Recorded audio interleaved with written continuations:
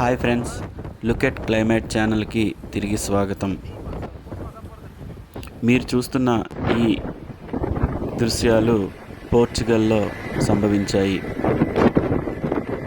పోర్చుగల్లోని Lisbon, కాస్కైస్, అల్కాబిడేజ్లో ఈ అడవిలోని మంటలు చెలరేగాయి. నేషనల్ ఎమర్జెన్సీ అథారిటీ మరియు సివిల్ ప్రొటెక్షన్ ANEPC నుండి వచ్చిన సమాచారం ప్రకారం ఈ ప్రాంతం సముద్రం వల్ల చాలా ప్రభావితమైందని, దగ్గరగా ఉండడం వల్ల గాలులు ఎక్కువగా ఉండటం వల్ల మంటలు కొంత వేగంతో వ్యాపించాయని పేర్కొన్నారు.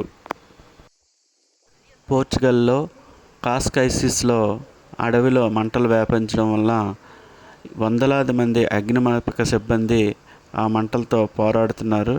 డజన్ల కొద్దీ మనుషులు కూడా గాయపడ్డారు. ఈ కారు చిచ్చు కాస్కైసిస్తో పాటు పోర్చుగల్, టర్కీ, ఇస్తాంబుల్, ఒరోటెల్లి, ఇటలీ, ఉత్తర మాసిడోనియా ప్రాంతాలను కూడా వ్యాపించడం జరిగింది.